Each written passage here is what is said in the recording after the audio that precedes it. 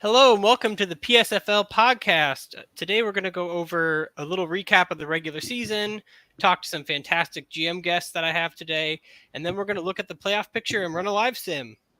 So with me today I have Santoro. Santoro, how are you doing? Thank you. I'm fine. I'm really excited about the wildcard weekend. Basically, it's really great to not be there, but I'm just really excited for the other teams as well. And then also joining us is Charlie, the new GM of the Packers, who had a fantastic season. Charlie, how are you? Yeah, I'm good. Thanks, everyone. Yeah, it's evening time for me, just after 9 at night. But yeah, good to join. Thanks. Yeah, thank you for coming on. I know you weren't sure you could make it at first. And then we also have Stuart, everyone's favorite lawyer and Lions GM. Stuart, how are you? Oh wow, that's kind of the introduction there. No, I'm doing well, recovering from a birthday weekend, so I'll be in and out.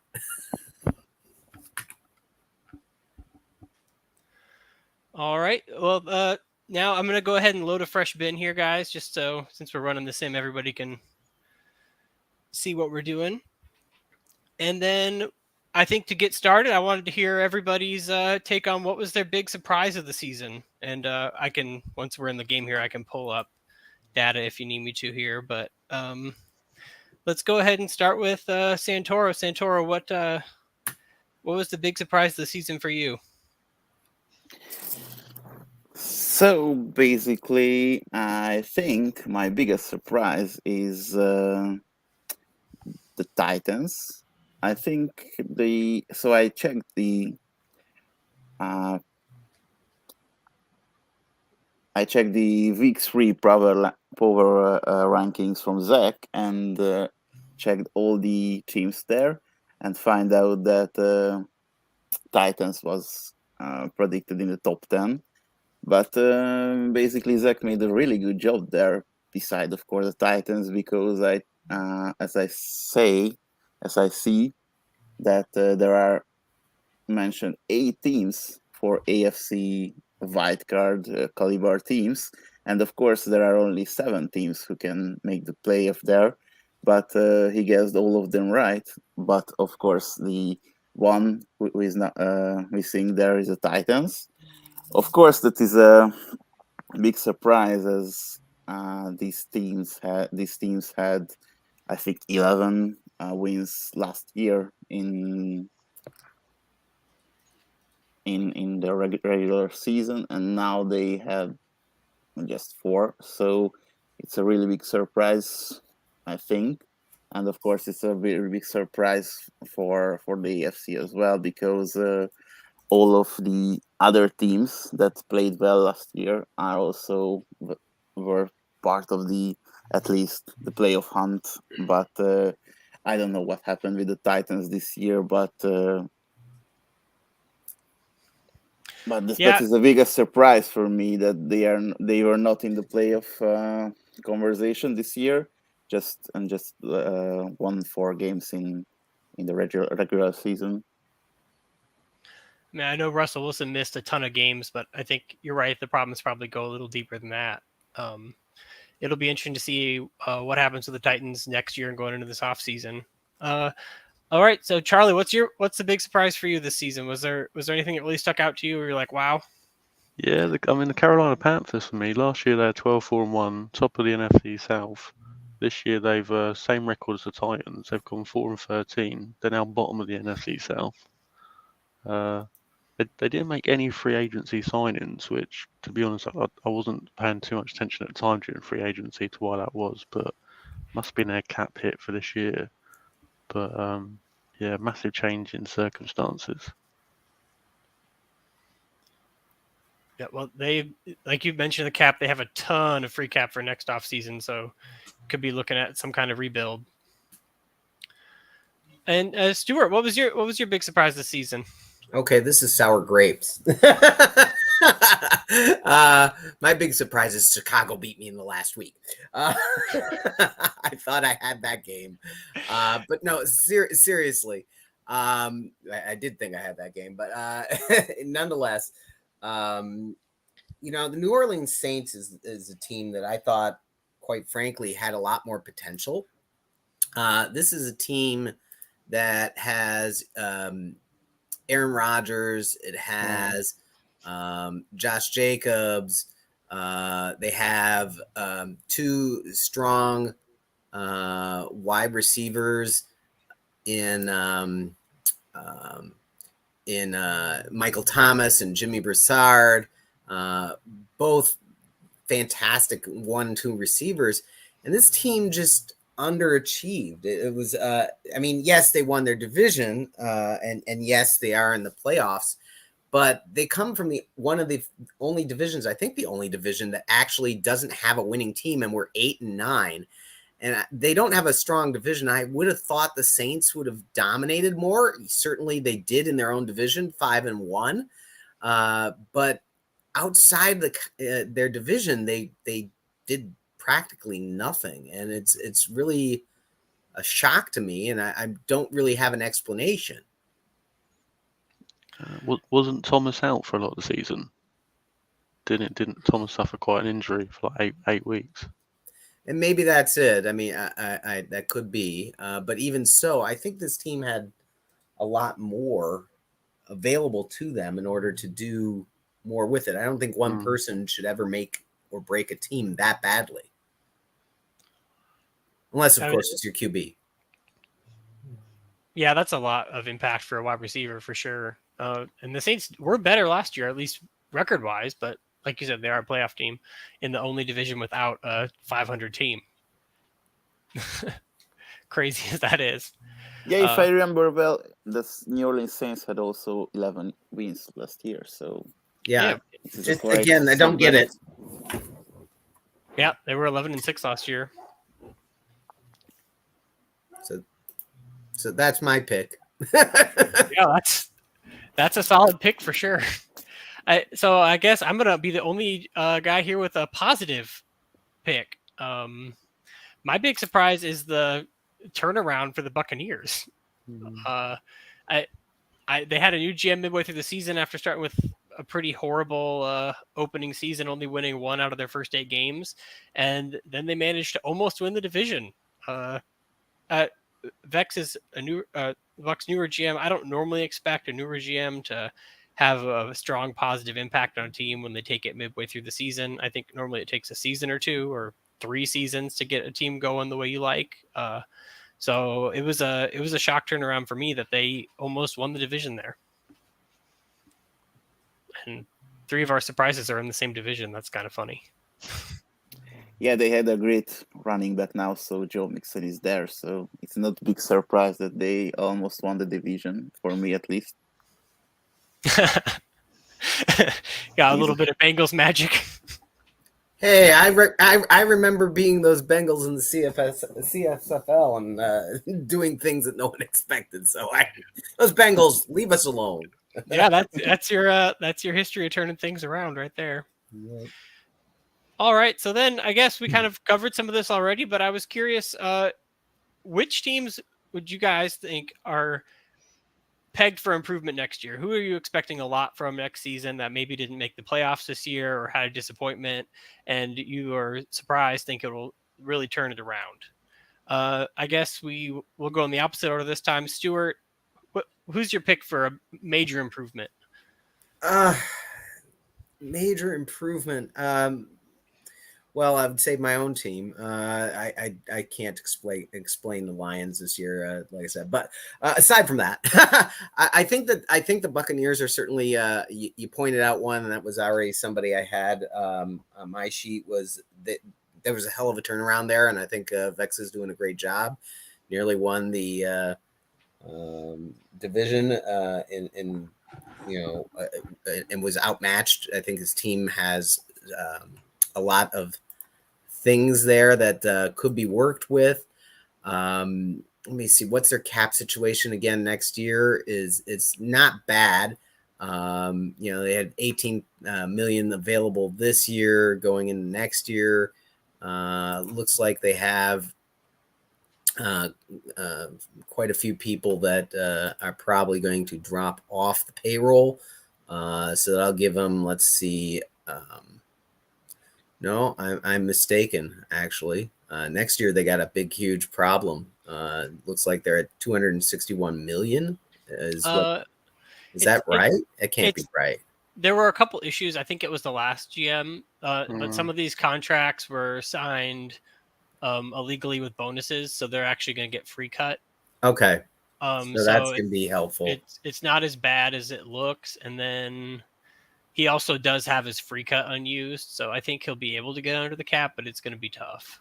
Yeah, I mean that's going to be the challenge for Tampa Bay. But I like what the GM's doing, so I think that's again a direction that'll be positive. But hopefully there'll be some help for Tampa in that regard.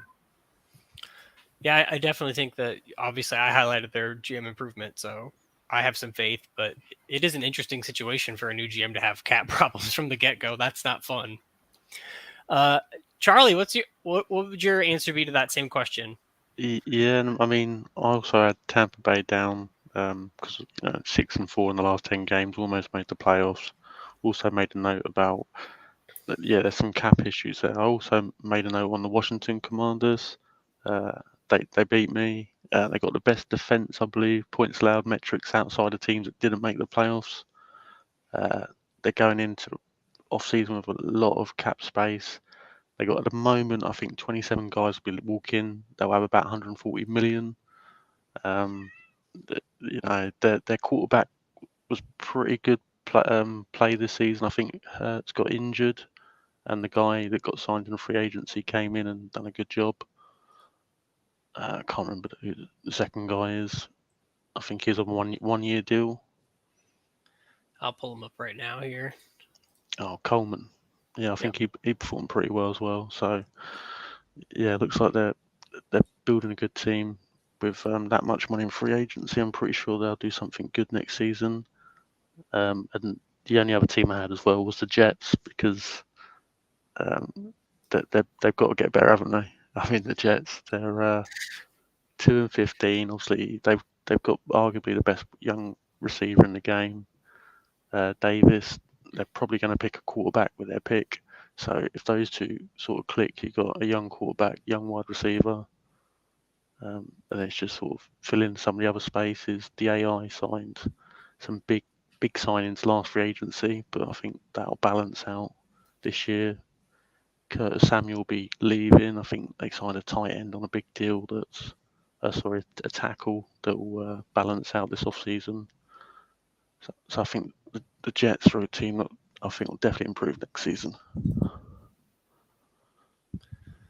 Yeah, I had the Commanders down as my team, so I think that you were nail on with there. I think you're right. The Jets probably can't help but improve, especially since they were being auto run for a good portion of last year. I think including some of the offseason, if I remember correctly, which Yeah. I mean, the AI never does a very good job. It's not your friend. All right, Santoro, what's your answer to wrap this one up? So my pick would be here, the Carolina Panthers, as we just said in the other area that they are very surprisingly weak this year, but I expect them to be much improved next year and coming back to the playoff conversation. And of course, they were a Super Bowl team last year, so I expect them much more than these 4 wins from them in next year. So they got a really good quarterback, a running back duo. I just checked and they have some issues with the contracts for the wide receivers, but with some free agents signings and some good rookies, I think they should be returning to the playoff next year. Yeah, it was definitely a shock. They've been one of the best teams in the league, and like you mentioned, Robert Stanley, he was actually the first ever first-round pick in our league. Pick in the league, yeah. So he's a historical name in the league. Yeah, and I mean, look at him, probably one of the best quarterbacks in the league, at least on paper. Though obviously, I think he battled some injuries and had kind of a down season. Yeah, but out of these rookie QBs, I really like also Tate, who is in Denver, unfortunately. And also I like Davis, who is sitting in the Vikings right now. So that will be quite an interesting era to come if they will be settling down in the league and to start winning the seasons and playoffs and Super Bowls, of course. Yeah, I mean, who knows who will be in the draft next year? Like Charlie had mentioned, maybe the Jets will get the actual new start QB. Maybe Tom Brady will pop out of the 6th round for him. Who knows? But anything can happen. These drafts have been pretty wild so far, and maybe a little top heavy in that first 10. They've been pretty good. So don't trade your top picks, guys.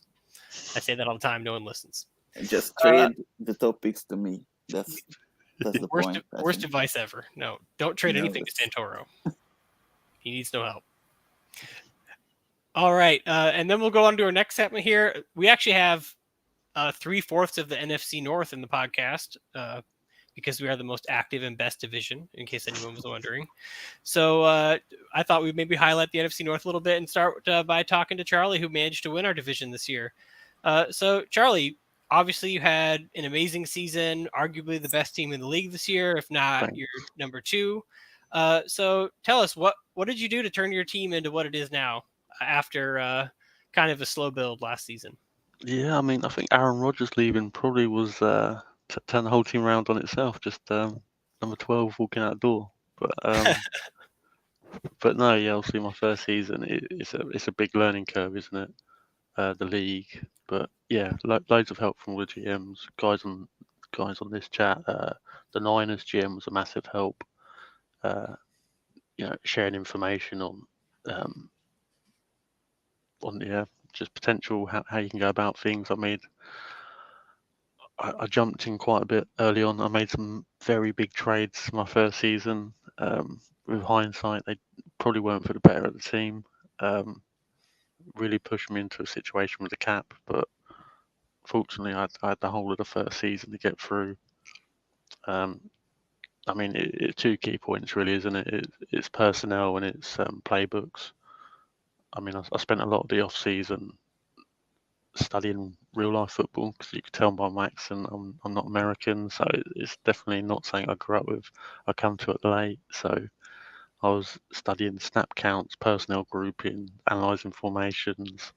Of course, I watched tape actually from the game, the teams that were successful. So I watched Bengals, Cowboys, Niners, the Dolphins, and then I just tried to narrow that down into how a playbook I could actually utilise that would be effective with the personnel that I had.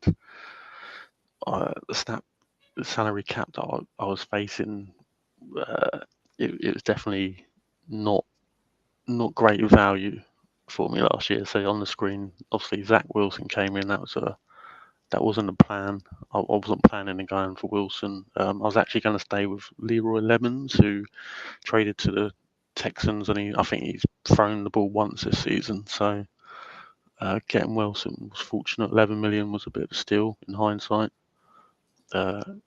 Winston was also a bit of a steal at 350 grand. But yeah, I spent a lot of time changing the personnel, changing the salary cap. I think I had Myles Garrett last year at 28 million.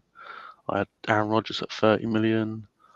I had Back at 22 million. He's gone to the Patriots. Hightower went back to the Patriots. Linebacker was on 8 million. Last year, I didn't have any of the wide receivers. I've got the screen there. They all came in free agency. Just really tried to revamp the team, bring a lot of skill positions of value. Because Aaron Rodgers, he didn't have anyone to throw to last year. Not that I'm sure we would have been successful anyway with the playbook that I was running, but a lot of change on personnel and a lot of change on the playbook. No, that's a fantastic answer. I think that a lot of people, when they first start playing this game, don't maybe know how to approach the playbooks or put in the effort for the testing, but it definitely reaps rewards once you get the hang of it. And I think, you mentioned Zach Wilson. I think that was the steal of free agency. I don't think anybody expected him to sign for so little. Probably he didn't get any offers because everyone thought it'd be too expensive. Yeah. Wasn't like I say, it wasn't planned. I wasn't gonna even make him an offer, but I think it got to week 3 and he still hadn't moved. So it's worth a try. Yeah, well, thank you for that fantastic answer, and I think everyone's excited to see what the Packers do in the playoffs this year. Yeah, I mean, I'm not too confident in playoffs. But yeah, next season, hopefully, if next season balls out similar results, then I suppose it'll be justified everything I just said. Otherwise, it might be a flash in the pan. But we shall see. Yeah, it's also worth mentioning. I think you probably had the best, or I mean, the game has you ranked as the second best defense in the league, but I think your passing defense was truly remarkable. Yeah. I looked at some of the stats earlier. I'm quite happy with the pass defense. My linebackers and my defensive ends don't quite compare to some of the other guys. But I think you had one of the league's best completion percentages allowed, and you just had a ton of PDs. Your defense is just downright scary. I mean, significantly below average third down conversion percentage. Your completion percentage allowed was the league's best at only 46.9%. Your pressure rate was insane. I mean, even among playoff teams, your pressure in the pass around 42% of the 43% of dropbacks. So, Cool. Well, I mean, I've signed most of the guys to come back next season, so hopefully we have a small window of success. I think you have a big one to look forward to. All right, Stuart, your season was maybe a little bit rougher, though I think it still showed that your team is trending upward, and you've had a really pretty crazy rebuild process from starting with what at the beginning of the league file was hands down the worst roster in the league. So I was curious if you could tell us a little bit about your rebuild method and how you've approached righting the ship. I mean, you've got a top 10 defense and your offense has improved a lot. What advice do you have for people trying to rebuild in a tough situation? Well, I mean, I think that the first thing that anyone has to worry about when they're in the middle of a rebuild is salary cap. Get rid of those high contracts in any way, shape, or form. I've still got some of that work to do in terms of that, because if you look at some of the contracts I was laden with, like Vitae, is a huge contract, that overpriced player. If you look at his contract, Frank Ragnow, a center, $15 million. Now, granted, he's 100 overall, but I don't pay a $15 million for almost anybody. That's just not my style. Taylor Decker, who's probably going to be sliding, again, very great tackle. I mean, and again, so is Penei Sewell, but I have Penei, $6 million. I think he wants 15 next year. He's probably actually worth it, being only 23 years old and still with a huge upside. But if you'll notice that one of the things that I did is all my other contracts, if you look at them, they're pretty on the small side. I look for value, trying to find players that fit within a system, not only fit within a system, but are going to be trending upwards. Not necessarily always young players. Young players are, the leagues here tend to overvalue and pay a lot too much for players that could trend upwards or might not trend upwards. It's not to say that, we shouldn't be invested in younger players, because obviously younger players in a long-term contract are worth quite a bit. I mean, look what I did with Jerry Jacobs. So you can see there, I locked him up at 8.5 for 7 years. So this guy is, only 25 years old and has some of the best stats you're going to see for a corner, especially at his age. I mean, it's not perfect, but certainly would like a little bit better tackling. But again, the speed is pretty high. The agility is decent at 80. Overall, it's an 84. Strength is weak, but again, I don't like to put a lot of I don't put a lot on strength in corners, but that's me. But his hands are 70. So if he gets near the ball, he's getting it. He's got 4 interceptions, as you can see there. And he's also able to play, free safety and strong safety. So I've got a lot of utility with this player, which is really, really nice when you're rebuilding, is to having that ability to move them around on the field in a number of different positions. I'm actually disappointed this year with my run defense. I don't know what exactly happened in my playbook this year that my run defense was at the bottom. I'm usually got a pretty strong one, but as you can see, my pass defense was normal and high. It was second in the league. And again, it all starts from the perspective of keeping that salary under control. I'm not known for making, I don't think, a lot of trades, but when I do trade, it's not usually those big splashes. A lot of people get involved in those huge mega million, get that one big player, etc. Problem is you got to remember you got 52 other players to fill out a roster, and it's great to have, a star quarterback or a star running back or star wide receiver, but who's going to support that player? And so it's really important when rebuilding, or especially I think in any team building, that you have enough money and you're able to spend on complementary players who are going to be able to support you. And you don't need the finest player in every one group, but if you've got top 10 players, in every position, well, that's probably not. That's if you're looking at a bunch of 5 to 20 players, you're actually probably doing pretty well in your group, wherever you are, because most teams are gonna have one star player, and then they're gonna have a huge drop off, is what it looks like to me. So for me, it's all about getting better at every position and slowly, incrementally building to the point that I can look at a roster and say, "Oh my goodness, what person am I now going to cut because I've got too many players I have to deal with?" The other thing is that you should know the value of your draft picks. Obviously, I don't think, other than Jordan Love, Jordan Love was a real anomaly. I think it's the first time I ever traded a first round draft pick for a player. But my teams tend to overachieve because I don't give up. I don't sandbag. I traded a first rounder for him. But when I looked around, there wasn't really any value first round quarterbacks. They just weren't there. And in this league, I'm still feeling out the values for what the appropriate values at particular ranges are, because this is what we have, a $200 million salary cap, and it's a lot more than I'm used to dealing with. Like in CFL, we're dealing with 150, and in other leagues we're dealing with 160 or 175. So again, that value is per rating is something that I'm still working with to try and figure out in P.S.F.L.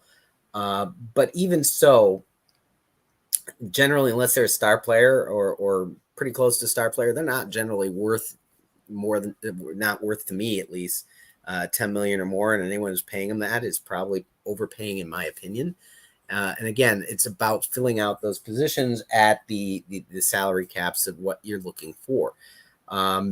When I trade for purposes of draft picks, usually I'm trying to find either draft picks that are going to be helpful to me in the future. I usually find that anything under the 4th round draft pick is almost a wasted pick to me as a rebuilding team. And I'm frankly, all the way around, I don't find a lot of value in those picks. They're players that are marginal, that might make the team, that are going to last a year or two. There are some that work out. I've had them that work out, but generally speaking, I want to be in those top 3 rounds for purpose of a draft pick. Especially if I'm giving away a higher rated player and I'm rebuilding, I want to have those first, second, and third rounders. On the conversely, if I'm trying to get rid of draft picks, I want to find someone that's going to be of value, that's going to last a long time or a longer time, and I can lock up a contract that's going to be worth it. Because once you know what your long-term value is, it's easier to manage those caps. But I wouldn't ignore those older players, especially those 30, 31, 32-year-olds. maybe 29-year-olds for those 1, 2, 3 year contracts. They're good fillers. They help you advance quicker in terms of a short-term contract. And you usually could get them cheaper because most people will shy away from them. And they'll give you a good year or two, and then hopefully you're in a better position. So with future draft picks, you could now go after those positions as opposed to the ones that you were looking at the very beginning, where it looks like everything is needed. And definitely that was the case with the Lions. Everything was needed. So it's like, let's see what we could get, and then we'll fill in the rest with free agency and hopefully low-level contracts, and start building to more permanent contracts. Those are great in-depth answers and fantastic tips. And for people who are newer to the community or maybe aren't familiar with Stuart, I just like to let everybody know Stuart's been playing these games for a long time. He's won Super Bowls in many leagues, and I've seen him turn some teams around in incredible ways. So he's definitely a guy to take advice from on this. And I personally watch his teams quite often because I'm always interested in what he's doing. Yeah, you're still in my playbooks apparently now. Well, I wouldn't go that far, but I didn't realize that you were watching me that closely that you started taking 3-4s from me. But well, we have a long history of competing. You beat me in a Super Bowl. We're in the same division. I try to see what you're doing, especially on defense, because I think you're one of the better defensive GMs, especially. And you've always have surprising offensive twists. I didn't even know that short passing worked in these games until I saw you doing it, and that was several. That's when I went with the Rams. I got a completely short passing offense. I one thing seems to be certain about me is that I find things that other people don't think work, and I do it anyway. It works. So. Yeah, that's definitely something that I've seen in action. All right, Santoro. I don't think that anybody who's been paying attention to the CSFL could doubt that you are the king of the AFC so far. And also in the P2P, your teams are extremely dominant. But this year you had a little more competition than usual and even took a few losses late in the season. So I guess my question for you is, who do you see as your biggest threats in the AFC? Who are you most afraid to see in the divisional round? And just give us the lay of the land of the AFC in general. Yeah, just before doing that, I just would like to mention that I totally agree with everything Stuart said about team building and salary cap situation and how to solve them. And of course, I agree with that. But as long as the star player he's mentioning isn't Joe Burrow, because everything I just done in this offseason was in order to somehow find 30 million for Joe Burrow for next year. And that little prick just didn't sign the contract yet, so it's really annoying that we just trying to extend him week to week, and he just say every week that just pay more and more and more and more and more, and now it's not there. So so I really like what Stuart said, and he is right in everything, unless that the star player is Joe Burrow. So I just wanted to add to the conversation, and I also mentioned that I also dedicated my entire off season to the construction of the next year's salary cap, so not this year's salary cap, because I was aware that what will happen, because of course I had this team in the last 2 years, so I planned in advance what I am doing and what I would like to do and which players I would like to have and sign, just as Stuart mentioned also that this is very important to be aware in these leagues. But it was very hard to find 30 million for a player I would like to sign, because of course one or two players just for the big chunk of the salary cap is not the ideal situation I would like to be in.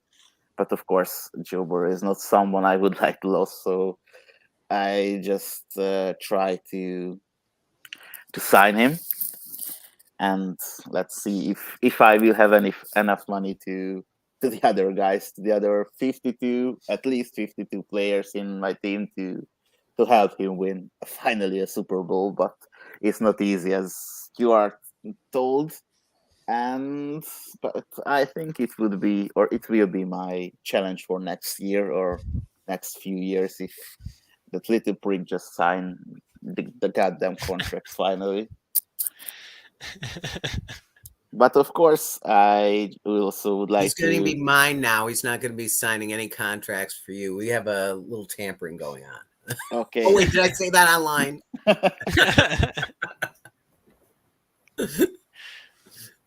Yeah. So as also Simon mentioned that the AFC is very hard and a very good teams are there, and of course you mentioned that the NFC North is a very hard division to be in, but let's say the EFC North is not different from that, because if you just see that, or if you can check that, you see that all the teams are also with positive wins and losses rates, and we have really great teams and the great competition within the division, just like Baltimore Steelers and of course the Browns with almost everyone with 10 wins.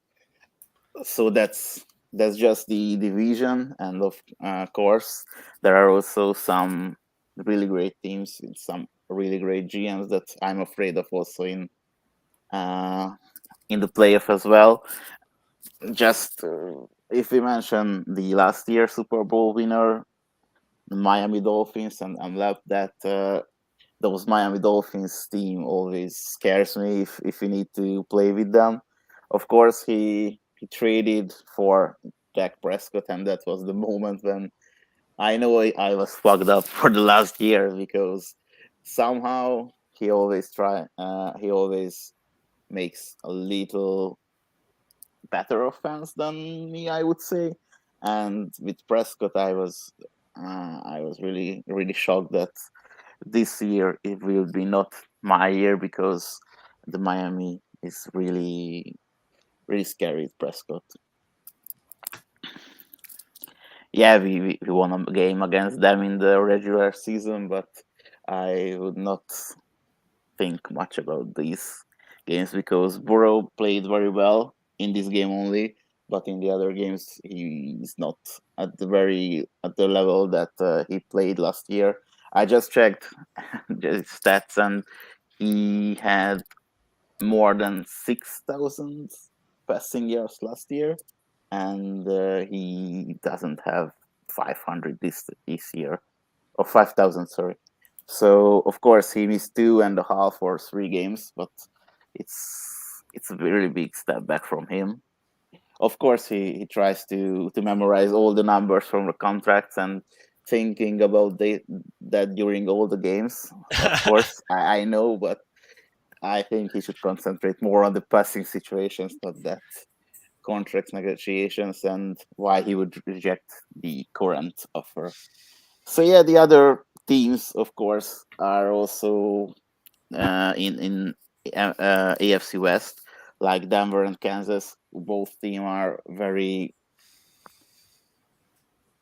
great personally, and those teams are very stacked as well. So Zach got a quarterback, unfortunately, in Carroll Tate, who is also first overall pick from last year, and he's also playing very well with him. So I'll not say I am really confident in winning AFC, for example, next year, or the the Super Bowl, or just the AFC this year, because all these teams are currently in the playoff, and all the games would be just nightmares for us, because those teams are really great.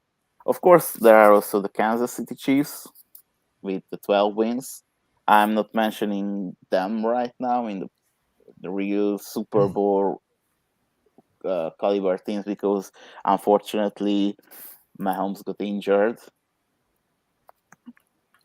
and that's why I would not mention them for the clear Super Bowl caliber teams. But in these 3 or 4 matches during this time, they just won matches with Trask. So I'm, not, I can't say anything bad about them, but I would be very surprised if they could make a great run in the playoff just right now. Of course, next year is a very different story because if Mahomes uh, are back in the lineup, it would be a really different team, or as Mahomes would make every team different, I and think that's yeah.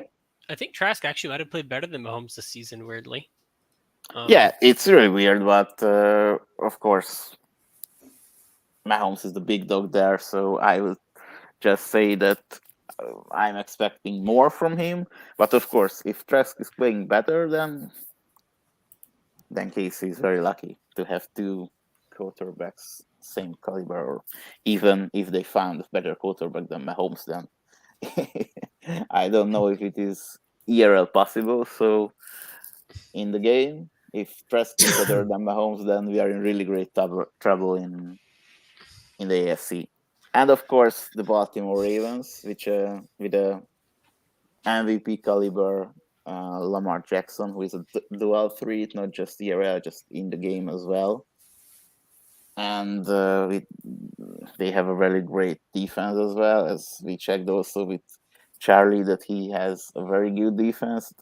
But also the Baltimore Ravens has also a defense to see, and to mention in all these categories that we just checked for the Packers. So there are quite a lot of teams that I think they could beat us, and every of those teams are also in the playoff right now. So we'll will be a very great run for all the teams, and it would be not easy for any team to just win the AFC and to just have a spot in the Super Bowl. And not to mention the Steelers, because I just lost 2 games against them this year, so I that's right. am very afraid of them because they just. I think last year I lost one really badly, and I just won one game against them by 2 or 3 points. But this year I lost all the 2 games against them. So even if they are not the most powerful team on paper, they can beat us every time. So what can I say? I'm not confident at all with the next round, because this round I'm a very confident man that we will survive this wild card round because we are not playing. But next week I'm not sure. Yeah, the looking through the Steelers, they won both games against you. They beat the Ravens this year. They have a surprisingly good record against AFC playoff teams. Yeah. So they are just playing better with the great teams, and just have some surprising losses against other teams.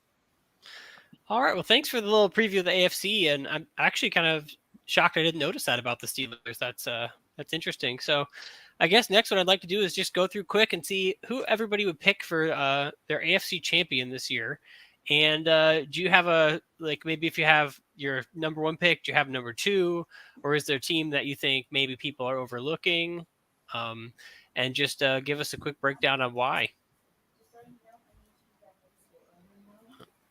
So let's start with Charlie. Charlie, who's your pick for the AFC champion this year? I'm going to go Denver Broncos. Denver Broncos. Why do you think of Broncos? I mean, I didn't make detailed notes on it earlier, really, but when I just looked through, they seem to beat all the bigger teams. Obviously, they got lost there to the Cowboys, Chargers, Chiefs. They got a good quarterback. I looked at the playoff bracket, and I was quietly confident that the Broncos would be my pick at each round to get through to the Super Bowl. Yeah, and did you have a number two team, or did you have a team that you think might surprise people?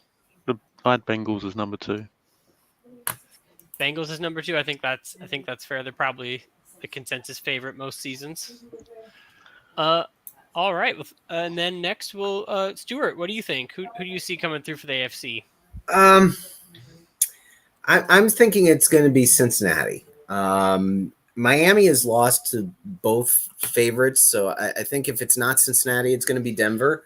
Miami doesn't seem to show up against the big names, even though they have the best record in the AFC. They lost both to Cincinnati and Denver, so I mean that's the route I'm going. All right, and then did you have a number 2 team or a team you think might surprise people? Well, in terms of, like I said, number 2 will be, like I said, I think it'd be Denver. If Cincinnati doesn't win it for the AFC, it's going to be Denver. All right. Yeah, sorry, I must have missed that. I don't know. Maybe I had a little stroke there. um, Santoro, I know you just talked about the AFC a little bit, but who's your favorite? Is it your Bengals? No, of course not. I think also that the other teams are better, and I just told a little story about every team, but the Colts. So my surprise team that I would like to pick now is the Indianapolis Colts, because they just sneak into the big teams, let's say. But I think that they have a very important matchup against the KC. So of course they have some one very bad injuries, because Ryan Kelly is injured out for the season. But if they can overcome this, I think they could have a longer run, not just the wild card this week, but the next week as well. Yeah, they've got a bit of a team of extremes. The Colts are the only playoff team we haven't really touched on at all. Great pass defense, Yeah. kind of one of the only run first teams in the league. So definitely maybe a little bit different approach than the other teams in the playoffs this season. Yeah, and there we have also one matchup for Ravens and Dolphins. I think if I should predict something, then I think that whoever wins that game would win the AFC Championship and be in the Super Bowl. Yeah, I think that's a good probability. Those are both great teams. And let's just go through and do the same thing with the NFC, and then we'll kind of dig into the wild card matchups after that. So Santoro, you just want to give us quickly who's your NFC pick, and then the same thing, who would be the surprise team for you? Yeah, so in NFC there are quite a few surprising teams for me, and also didn't expect the Packers, the Rams to be this competitive this year. But of course, Charlie and the Rams GM made a remarkable work there. Also, the other teams are very stacked. But my surprise team that would surprise everyone would be the Minnesota Vikings, because I think they just got the QB they need in order to be very competitive, and I think they can win against everyone in NFC or AFC. So I would be not surprised if they make the Super Bowl this year. Well, I appreciate your vote of confidence. I don't quite feel that confident. Yeah, of course, it's not your job to have a faith in your team, but I have a faith in your team instead of you, so no worries. All right. Okay, so Stuart, who do you think will come out on top of the NFC this year? It makes me sick to say this because I'm a Lions fan through and through, but the Cheeseheads are probably going to win it all. Defense wins championships. They have the lowest amount of points scored against them in only 269 points. And Zach Wilson has been lights out, and I hate making this pick. I really hate making this pick. You have no idea how visceral this is for me. All right, and then did you have a number 2 or a surprise pick that you think might sneak away? I think the Rams are going to raise a lot of hell. I think that I mean the team was second in the in the AFC West or NFC West, and maybe it's sentimental because I played the Rams and won a Super Bowl with them, And they have Matthew Stafford, of course, so there's a real life lion on them, who actually won a Super Bowl, and that doesn't happen every day in real life either. So those two things. Plus, they have a really, really good defense. I mean, look at that defense. I mean, it's what, second or third in the league, and they're solid across the board on it. And like I said, defense wins championships. So when I see a team that's playing good defense, and of course that's usually my specialty, I think that they're in it to win it. So if it's not going to be the Packers, don't be shocked if the Rams come out and win this whole thing on the NFC side. Yeah, they had that tough late loss to the 49ers, but Aaron Donald has been a monster, and yeah, they are looking really balanced, just like the Packers are, I'd say. All right, then. I guess that leaves you, Charlie. What are you thinking for the NFC this year? Dallas Cowboys. I think the Cowboys will take it. I mean, 13-4. I don't expect. Every time I look at their games, I expect them to win them. I think the playoff bracket. I think they can beat every team that they might get drawn against. So Cowboys. Yeah, Cowboys are fair. They completely crushed me. I was a little bit hurt by the outcome of that game, only putting up 3 points. And did you have a number 2 team or somebody you think might surprise people? Yeah, I went for the Rams as well, to be honest. I think the Rams can get through their bracket. I said earlier, Thomas was injured early in the season. They beat this. No, we'll go on to the wildcard games. But yeah, I think the bracket falls favourably for them as well. So a good amount of confidence in the Rams. And I'm just going to point out, Yeti's teams have been favorite for the Super Bowl pretty much every season so far. So it's refreshing to see some new people in the favorite list, and how competitive both divisions have become and are staying. There's no clear favorite, I wouldn't say, which is exactly how it's great to have the league. And so do you have some prediction for NFC and the AFC? Because I think you didn't mention. Oh yeah, no, I did not. I'm picking the Broncos for the AFC. I think their defenses look great. They have a stellar quarterback, and Zach is a good coach. So I think that would be my number 1 pick. But I also think the Ravens are really dangerous. They play an unusual style with a run quarterback, which I think they're the only team that really does that to that extent in the league. And I don't think that there's a lot of experience with how to prepare your defense against that. So I think they have a really good opportunity to catch people off guard. And then for the NFC, I think the Packers will probably come out on top just because their defense has been so good and their offense has been consistent and they haven't had a lot of turnovers. And I think that in the playoffs, a lot of that is just avoiding being unlucky if that's possible. But I also wouldn't be surprised if the 49ers come through as my number 2 team, because Yeti is a really good coach. He was away for part of the season, which kind of affected his numbers, but when he's coaching actively and he's involved in the playoffs, he could beat anybody. He could come out with a game plan that just shuts you down. You don't see it coming. He's beaten me in the playoffs multiple times, I think, in various leagues, and it's not fun. So I wouldn't be surprised if Yeti came through with it and the 49ers were champions again. And then let's just take a quick look at these matchups here, and then I'll go ahead and run the sim so we can see what really happens here. So just anybody want to take a particular team matchup and just highlight it quickly? Charlie, is there a game you're particularly interested in? I did have a quick look at Cowboys beat the Bears in the regular season. Fields went down injured during that game. But yeah, I'm leaning towards the Cowboys, obviously, after what I just said. The Vikings, I think that's a bit, your team at the Niners, I think that's a big one. You didn't have Davis in the regular season, so I've got you down for the win today.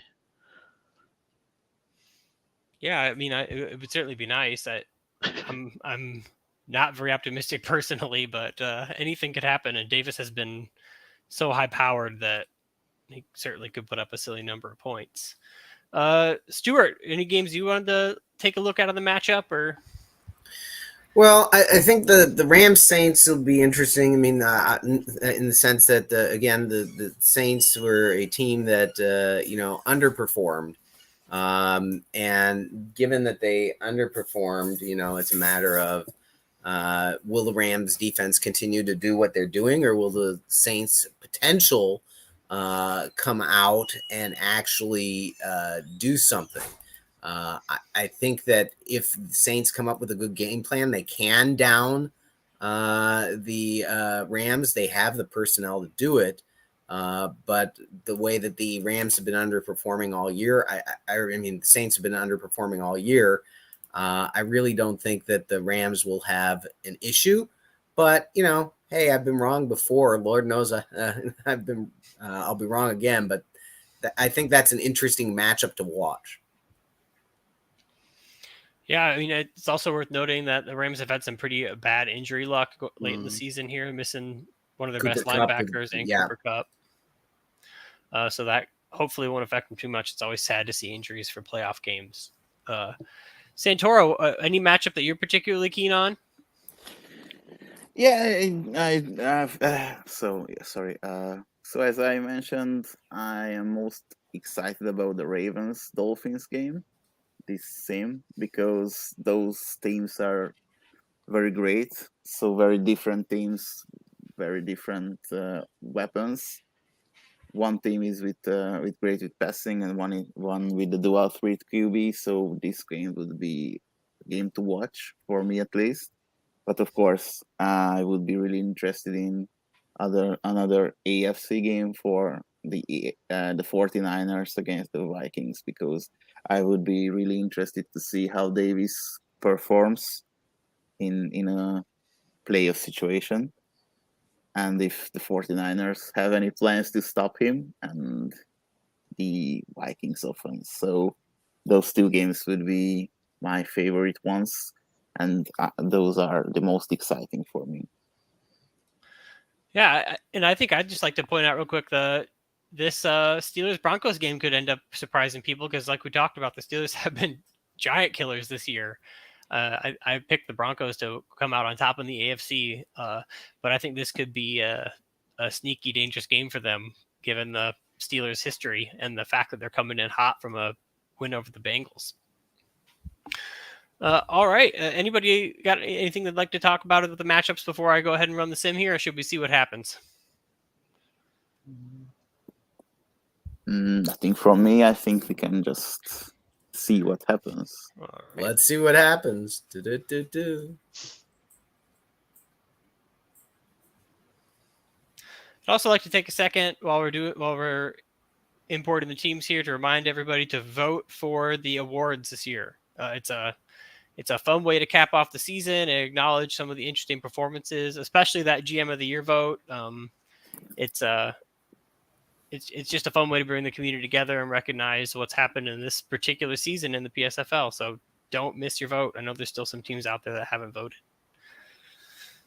If I wasn't so attached to the Lions, I would. There's about 5 teams I'd love to take over and revamp. All right, take a quick screenshot of the exports here, and we're going to run the sim.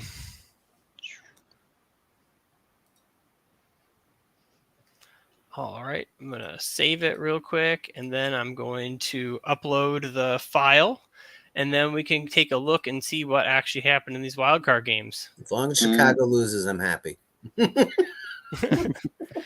Can I check these games later? Yeah, you certainly can. Yeah, if you need to get going. I would be very happy to watch these games, just also the highlights or the whole game if I have some time. So if you will have the look to the results, I think I will just drop off. And thank you for the podcast and to the invitation for the podcast. So, and thank you for the great conversation about the playoffs and the teams in the playoffs, and of course about the league as a whole. Thank you. Yeah, thank you for joining us, and have a great day. Thank you. You too. Bye. Bye-bye. Bye. Bye.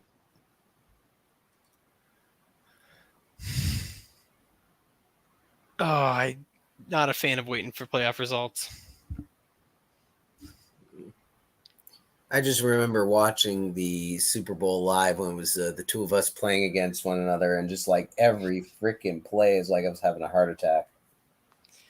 Yeah, I might have invoked some liquid courage there, which in hindsight I definitely needed for that game. Well, my defense just dominated. It was fun from Yeah, that but perspective. yeah, real fun. The offense was kind of iffy. You shut me down for a half on that. Uh, that was a weird season, though. Yeah, well, Bridgewater was an interesting quarterback to play with.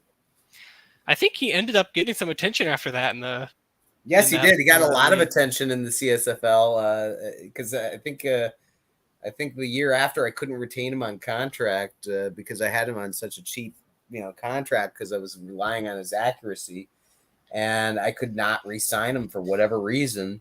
Someone else signed him, and I think he just stayed a second string quarterback thereafter. It just never did anything after that. Yeah, it's funny. Sometimes it seems like it takes the right GM to get a style of quarterback working properly. Well, he certainly wasn't what I wanted in a quarterback, but I took over the team mid-season, and then the second season with him, I still couldn't sign a better quarterback. And so, he wasn't, again, my first choice, but I was like, well, we got to find something that works. So I found something that worked and kept going with it. And now I'm a sucker for quarterbacks with high accuracy. So, love drives me crazy because accuracy isn't where I'd like it to be.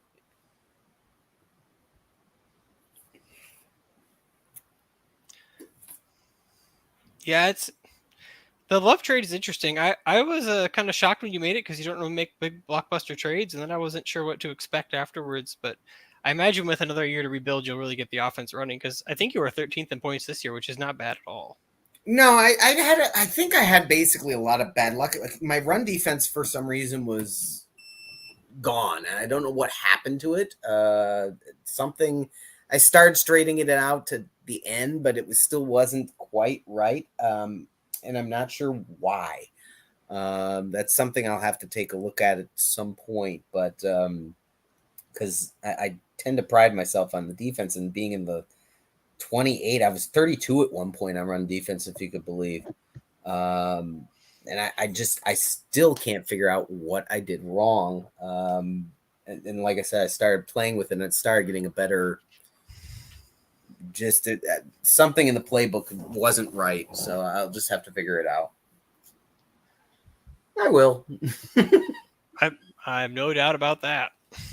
But the biggest thing that I did with Love is he had nobody to throw to in the first year. I mean, all my wide receivers. I think that I had one wide receiver with an OVR over 80, and so I had a lot of balls that were getting dropped. So I got Duvernay, and I got who was the other one?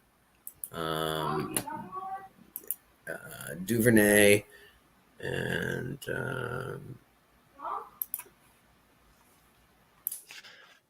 while he's looking for that, Charlie, who do you want to draw? Who would you be most upset with having to play? I think the Rams are going to win, and I wasn't that confident in the regular season playing them. I mean, they got a lot of injuries. Wilson, I'm not sure will be back. Leonard's out, so Saints, I did keep out Rodgers for the entire game, so I'm not sure I want to face him again and get exposed to him throwing against us successfully. So, not confident against either. Yeah, it's incredibly hard to be confident in the playoffs. Yeah, no. It was Guyton I got. That was the other one I got. Oh, yeah. I forgot about Guyton. Yeah, so now I've got, 3 wide receivers in Guyton, Bowden, and Duvernay, although I don't remember if I re-signed Bowden or not. And then I got Mike Williams at the lower end. And he's got the 81 overall, but he's got 77 speed and 74 hands. So, I mean, that was probably my best receiver the season prior. It was Mike Williams. And so getting Guyton and Duvernay really, really helped. Yeah, Duvernay was a good one. I was trying to get him in the off season, but he's mine for 6 more years. You can't have him. 6 more years. How old is he? He's 26. 26. Yeah, if I he's got him in a 20 reasonable contract of 5.2. So yeah, that's good. That's basically like a first round rookie contract. yeah, and I've got Guyton at 3.1 for the next 5 years. So that's between the two of those, I'm pretty happy in terms of my wide receivers. And it was Sewell's your tackle, isn't it? He's one of the highest pancakes this year, I think. He performed pretty well. Yeah, I'm probably gonna have to franchise Penne. I don't know what else to do with the. I just don't know what else I can do. He's just not signing contracts for me. So Mhm. The franchise tag is so bad because after they get that, they won't sign for less. yeah, well, I mean, but I've only franchised I think once, and I think that was when I was many years ago in the CSFL when I was a Bengals, and I regretted it ever since. So I've oftentimes let my franchise players go. Just hoping I'll get them, and sometimes I do, and sometimes I don't. And if I don't, I make the best of it and figure out who's going to be there next. But Penny Sewell, I just don't. I mean, he's Penny Sewell, Mhm. All right, should we take a look at these results here? Yeah. Yeah. Yep, Cowboys crushed them. Hey. Holy shit, by 3. Good. That's all I care that the Bears Oh, lost. Jesus. And the Rams did lose. Wow. Oh my. They got crushed. That's a shock result. Broncos took care of business. Well, like I said, I think the Saints, quite frankly, were underperforming all year. I mean, it's a team that should have performed better. But to get 35 points on the Rams is impressive. That's a crazy outcome. And the Colts beat the Chiefs. Wow. I'd say that's a lot of surprises there. Hmm. Do you guys want to take a quick look at some of these box scores, or? Yeah, I'm kind of curious here. Let's just start at the corner. It looks like the Bears never even really put up much of a fight, unfortunately. The Cowboys are a juggernaut, though. Yeah, that's okay. Like I said, I'm still mad at the Bears, so. I really like the Bears as a team, though. Every year I think they're going to be a playoff team, and this year they were. But I mean, like, do something in the playoffs. So I would expect some progress next year. The GM is killing it in the P2P. Yeah, it looks like the Cowboys just did whatever they wanted. Who is the Bears playing in PTP? The Bills. Oh, okay, yeah, because I'm the Lions, so I know that it's like there's wrong. no one in my conference that's giving me any trouble in terms of the division. So, all right, let's look at my game here. That was 49ers made a game of it at the end. Yeah, 17 points in the fourth quarter. Yeah. Wow. You guys got a little overconfident, huh? Apparently, but yeah, it looks like after like the third quarter, when you had a 38-17 lead, you decided to forget how to play. Yeah, maybe I need to look at some of my defensive settings there. I was worried that Cook would go off on me. It looks like they really just ran all over my team, but Van Davis had a crazy game. Oh, that's probably that's a shock to me. I really thought I would lose to the 49ers in that game. All right, this is the biggest upset. Yeah. Aaron Rodgers decided to perform today, and Jacobs also performed. So they got both their running game and their passing game going. Stafford got hurt. Mm-hmm. Let's see how early that happened here.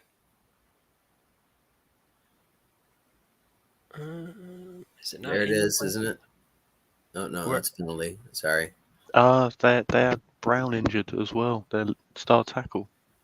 Yeah, I don't see the injury to Stafford on here, but maybe I just scrolled by it. Maybe it didn't make the play-by-play for some reason. It would have been early because he only had 4 attempts. I was going to say sometimes I've noticed this happens sometimes where someone goes out and no explanation. It's like it's an injury off the field and they don't report it. I don't understand that. But yeah, it looks like that's the story of that game. Is Stafford went out early and then The Rams just couldn't put anything together. Wow. That's a heartbreaking end to a great season for the Rams. Yeah, I'm sure they'll be they'll be back. Yeah. Let's see. Looks like Broncos it's got won. a strong start, but then just couldn't convert any third downs against that staunch defense. Yeah, they won the first half. Steelers. Yeah. They absolutely did. And then it was tied. Yeah. Going into the Second half fourth adjustments were impressive. Yeah. In this game, I'm surprised the Ravens were held to 10 points. They've been pretty solid, but the Dolphins and Epaulet are quite a force. Looks like nobody could move the ball at all. Yeah, It's not Jackson something you only got expect to see. Jackson got 46 yards. Was that longest 46 yards? So he only made one run. He had 9 attempts, and he had, I guess, One run. only one of them was for positive yardage. Wow. There goes my prediction that he'd be tough to stop in the playoffs. Yeah. That's I'm shocked by how low scoring this is, but I wouldn't have been surprised to see either team win the game. This one is a little surprising to me. I guess maybe I underestimated the Colts. Yeah, I mean, maybe I'll have to drop that. Was it 16 first-round picks? Well, it looks like the total yards are pretty even, so it looks like probably a situation. No, it's not touchdown settling. There must have been some the turnovers by the Chiefs. 4 of them. Yeah, Trask. Hard to win games that way. 3 picks from the guy that's worth the most picks in the league. That's tough. Well, that's an unfortunate ending. I wonder if things would have been different with Mahomes there, but congratulations to the Colts. Even though Taylor surprisingly didn't have a good game, and that's normally their bread and butter. But it looks like what happened is they probably threw a lot of interceptions in deep in their own territory, and the Colts turned them into points. Yep. Did they have any defensive touchdowns though? Nope. Those are some surprising outcomes, and we can take a quick look at the draws here too. It looks like you're getting the Saints. Obviously, I have to play the Cowboys, who just walloped me. Yeah, but I don't think Green Bay. I hate saying Green Bay. God, I hate picking Green Bay for anything. But yeah, I don't think Green Bay is going to have any problems with the Saints. No,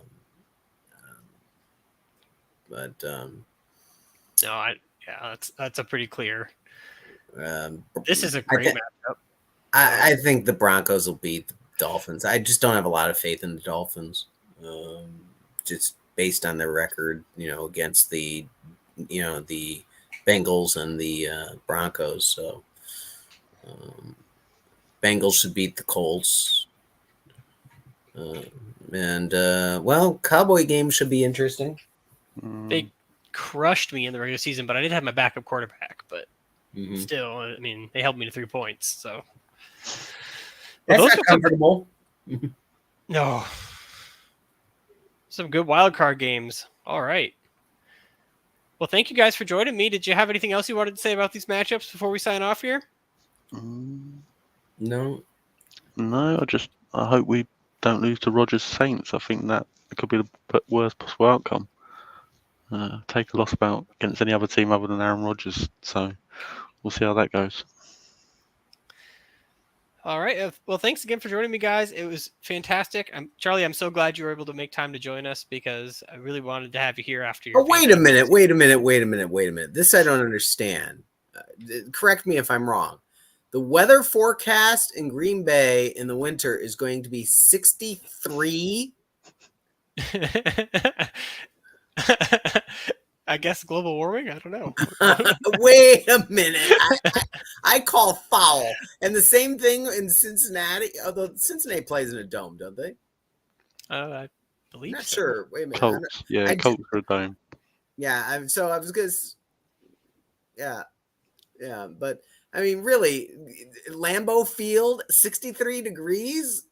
Well, we got El Nino coming.